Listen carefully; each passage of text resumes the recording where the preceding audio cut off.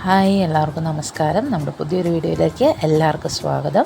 അപ്പോൾ ഇന്നത്തെ നമ്മുടെ വീഡിയോ എന്ന് പറഞ്ഞാൽ നമ്മൾ ബിരിയാണി ഉണ്ടാക്കുന്ന കേട്ടോ. ബിരിയാണി എന്ന് പറഞ്ഞാൽ വലിയ പുതുമയൊന്നും ആർക്കും ഉണ്ടാവില്ല.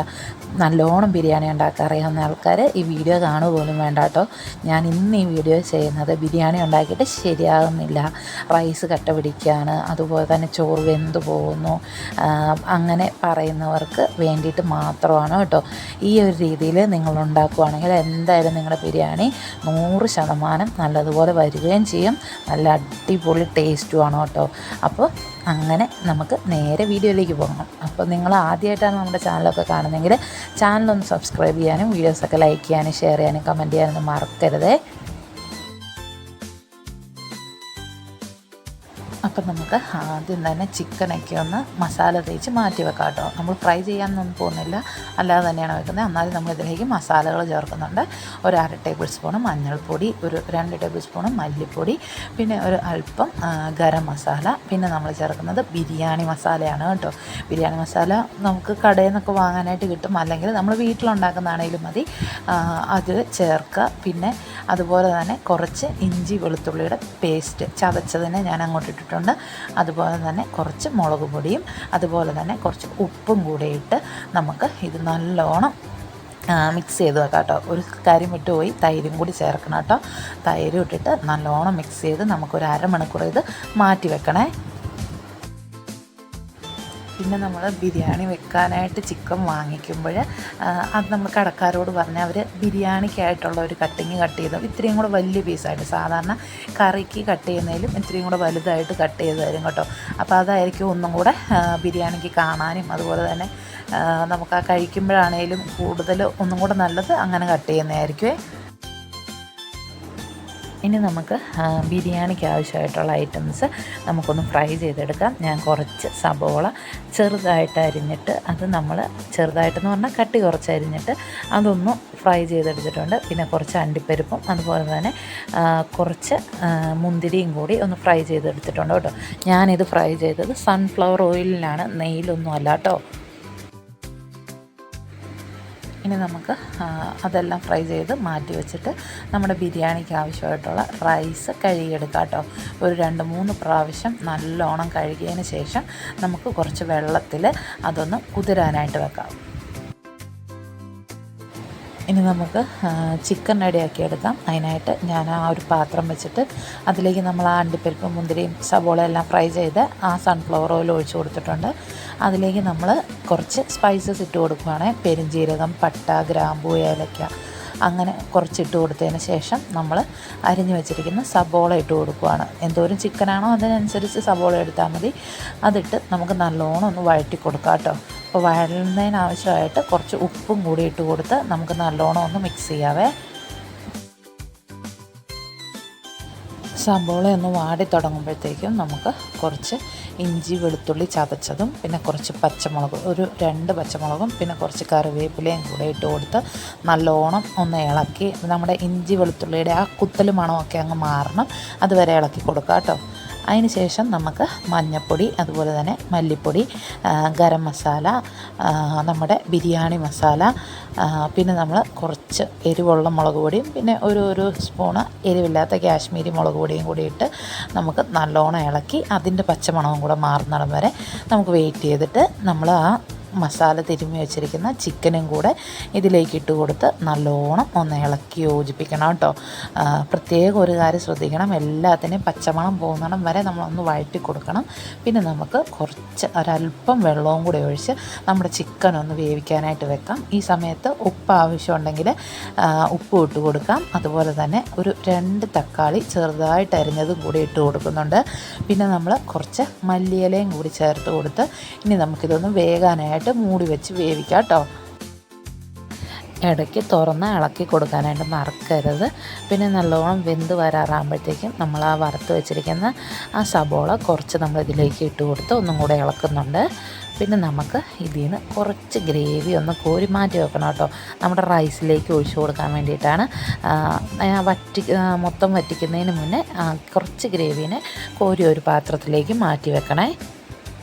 ഇപ്പം നമ്മുടെ ബിരിയാണിക്ക് ആവശ്യമായിട്ടുള്ള ചിക്കൻ റെഡി ആയിട്ടുണ്ട്. കുറച്ചും കൂടി ഒന്ന് വെള്ളം വറ്റിയാൽ റെഡിയാണ് കേട്ടോ. ഇനി നമുക്ക് റൈസ് റെഡിയാക്കി എടുക്കാം. അപ്പോൾ നമ്മൾ അടികട്ടിയുള്ള ഒരു പാത്രം വെക്കാനായിട്ട് ശ്രദ്ധിക്കണം.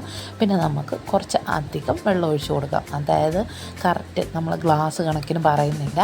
അതായത് നമ്മുടെ ചോറ് നല്ലോണം വേകാനായിട്ട് പാകത്തിന് വെള്ളം ഒഴിച്ച് കൊടുക്കുക. നമ്മളിത് വറ്റിക്കുമല്ല, ചോറ് കോരിയെടുക്കും. അതുകൊണ്ട് എന്തോരം വെള്ളം ഒഴിച്ചെന്ന് പറഞ്ഞാലും കുഴപ്പമില്ല. പിന്നെ നമ്മളിതിലേക്ക് കുറച്ച് സ്പൈസസ്, ഗ്രാമ്പൂ, ഏലക്ക, പട്ട, ബേ ലീഫ്, അതുപോലെ തന്നെ കുറച്ച് കുരുമുളക്, തക്കോലം, അങ്ങനത്തെ സാധനങ്ങളെല്ലാം ഇട്ട് കൊടുത്തിട്ടുണ്ട്. പിന്നെ ഞാൻ അതിലേക്ക് കുറച്ച് നമ്മുടെ എന്തായാലും പറയുക കുക്കുംബർ ഇട്ട് കൊടുത്തിട്ടുണ്ട് കേട്ടോ. കുക്കുംബർ ഇട്ട് കഴിയുമ്പോൾ ഈ ബിരിയാണിയുടെ ഒരു സ്മെല്ല് വേറെ ഒരു രീതിയിലേക്ക് മാറും കേട്ടോ. അത്രയും നല്ലതാണ്. ഉണ്ടെങ്കിൽ ഇട്ട് കൊടുക്കുക, നിർബന്ധം പറയുന്നില്ല, ഉണ്ടെങ്കിൽ മാത്രം ഇട്ട് കൊടുക്കുക. പിന്നെ ഒരു ടേബിൾ സ്പൂൺ നെയ്യും, പിന്നെ ആവശ്യത്തിന് ഉപ്പ് എപ്പോഴും വെള്ളത്തിൽ മുന്നോട്ട് നിൽക്കാനായിട്ട് ശ്രദ്ധിക്കണം കേട്ടോ. പിന്നെ ഞാൻ കുറച്ച് ക്യാരറ്റും കൂടെ അരിഞ്ഞിട്ട് ഇട്ടിട്ടുണ്ട്. അതും ഉണ്ടെങ്കിൽ മാത്രം ചേർത്താൽ മതിയേ. അപ്പം നമ്മുടെ റൈസ് ഇവിടെ കഴുകിയത് കുതിർത്തി വെച്ചിരുന്നത് നമ്മൾ വെള്ളമൊക്കെ കളഞ്ഞ് വെച്ചിട്ടുണ്ട്.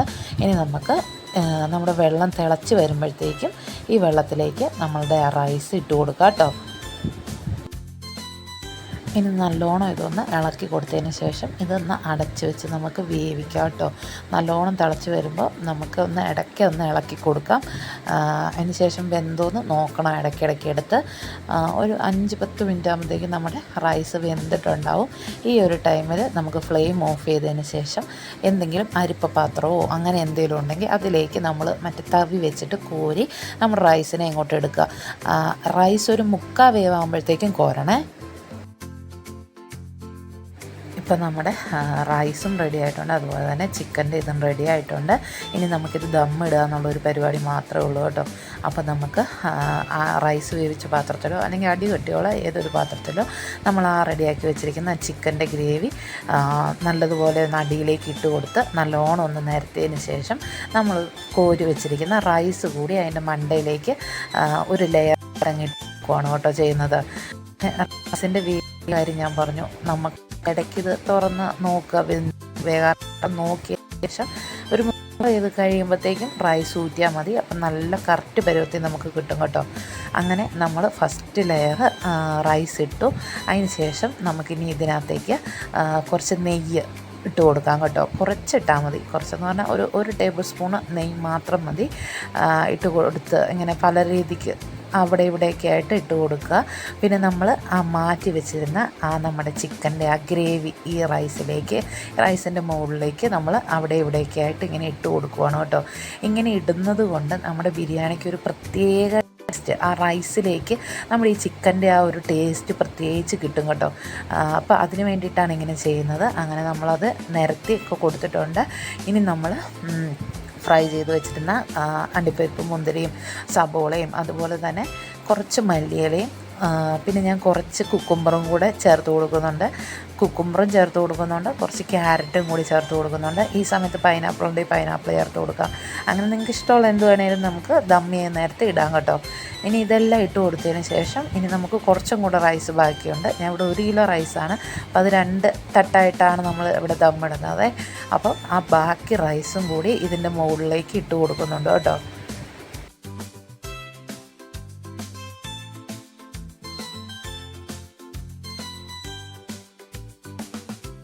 ഇനി നമുക്ക് ആ സെയിം പ്രോസസ്സ് റിപ്പീറ്റ് ചെയ്യാം കേട്ടോ. അതായത് നെയ്യ് ഒഴിക്കുക, ഗ്രേവി ഇടുക, അതുപോലെ തന്നെ അണ്ടിപ്പരിപ്പ്, മുന്തിരി, സബോള ഇടുക, പിന്നെ കുക്കുംബർ ഉണ്ടെങ്കിൽ കുക്കുംബർ ഇടുക, പൈനാപ്പിൾ, പിന്നെ മല്ലിയില, അതുപോലെ തന്നെ ക്യാരറ്റ് ഉണ്ടെങ്കിൽ ക്യാരറ്റ്, അങ്ങനെ എല്ലാം ഇടുക കേട്ടോ.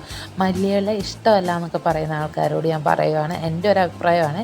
നമ്മൾ ബിരിയാണിയിലൊക്കെ മല്ലിയില ഇട്ട് കഴിയുമ്പോൾ മല്ലിയിലയുടെ ആ ചൊവയൊന്നും അങ്ങനെ എടുത്തൊന്നും അറിയത്തില്ല. എന്നാൽ ആ ബിരിയാണിക്ക് ആ മല്ലിയില ഇട്ട് കഴിയുമ്പോൾ ഒരു പ്രത്യേക സ്വാദാണ്. അപ്പോൾ നിങ്ങളെല്ലാവരും ട്രൈ ചെയ്ത് നോക്കുക കേട്ടോ. പിന്നെ ഈ ടൈമിൽ നമ്മുടെ ഫ്ലെയിം എന്ന് പറയുമ്പോൾ ഗ്യാസ് അടുപ്പിലാണ് നിങ്ങൾ ചെയ്യുന്നതെന്നുണ്ടെങ്കിൽ ലോ ഫ്ലെയിമിലിട്ടാണ് ദമ്മിൽ വെക്കേണ്ടത്. ഏറ്റവും ലോ ഫ്ലെയിമിലിടുക, ദമ്മിലിടുക. പിന്നെ നമ്മൾ അടുപ്പിലാണ് ചെയ്യുന്നതെങ്കിൽ തീ കത്തിച്ചൊന്നും കൊടുക്കേണ്ട. അടിയിൽ ആ കനലുണ്ടാവുമല്ലോ, നമ്മൾ അടുപ്പിൽ കത്തിച്ച ആ കനൽ കുറച്ച് കോരി അതിൻ്റെ മുകളിലേക്കിട്ട് ഒരു വെയിറ്റ് വെച്ച് കൊടുത്തിട്ടുണ്ട്. നമ്മൾ ആ കനലിൽ തന്നെ കിടന്ന് നമ്മുടെ ആ ബിരിയാണിയുടെ എന്തെങ്കിലും എക്സ്ട്രാ വെള്ളമോ ആ ചിക്കൻ്റെ ആ ഗ്രേവിയുടെ ആ വെള്ളം അതൊക്കെ അങ്ങ് വറ്റി നല്ല സെറ്റായിട്ട് വരും കേട്ടോ. ഒരു 15 മിനിറ്റ് അല്ലെങ്കിൽ ഒരു 20 മിനിറ്റോളം നമ്മൾ ദമ്മിൽ വെച്ചാൽ മതി. അപ്പോഴത്തേക്കും നമ്മുടെ ബിരിയാണി സെറ്റായിട്ട് കിട്ടും കേട്ടോ. നല്ല ടേസ്റ്റുള്ള ബിരിയാണിയാണ്, ഒട്ടും തന്നെ ഫ്ലോപ്പ് ആവില്ല ഇങ്ങനെ ചെയ്തെടുത്താൽ. കാരണം നമ്മൾ റൈസിന് ഇത്ര വെള്ളം ഇത്ര അളവ് അങ്ങനെയൊന്നും നമ്മൾ പറയുന്നില്ലല്ലോ. അതുമല്ല, നമ്മൾ ആ വേകുന്ന ടൈം ജസ്റ്റ് ഒന്ന് വേകുന്നുണ്ടോ എന്ന് ഇടയ്ക്ക് നോക്കിയിട്ടാൽ നല്ലപോലെ റൈസും കിട്ടും. ഇതുകൊണ്ട് ഒട്ടും തന്നെ കട്ട പിടിച്ചിട്ടില്ല, ഒട്ടും തന്നെ വെന്തും പോയിട്ടില്ല, എല്ലാം കറക്റ്റായിട്ട് കിട്ടും കേട്ടോ. അപ്പോൾ നിങ്ങളെല്ലാവരും ഇങ്ങനെ ഒന്ന് ട്രൈ ചെയ്ത് നോക്കിയിട്ട് ഫീഡ്ബാക്ക് അറിയിക്കണം. പിന്നെ ആദ്യമായിട്ട് കാണുന്ന ആൾക്കാർ ചാനലൊന്ന് സബ്സ്ക്രൈബ് ചെയ്യാനും വീഡിയോസൊക്കെ ലൈക്ക് ചെയ്യാനും ഷെയർ ചെയ്യാനും കമൻറ്റ് ചെയ്യാനൊന്നും മറക്കരുത്. അപ്പോൾ നമുക്ക് അടുത്തൊരു പുതിയ വീഡിയോയിൽ കാണാം കേട്ടോ.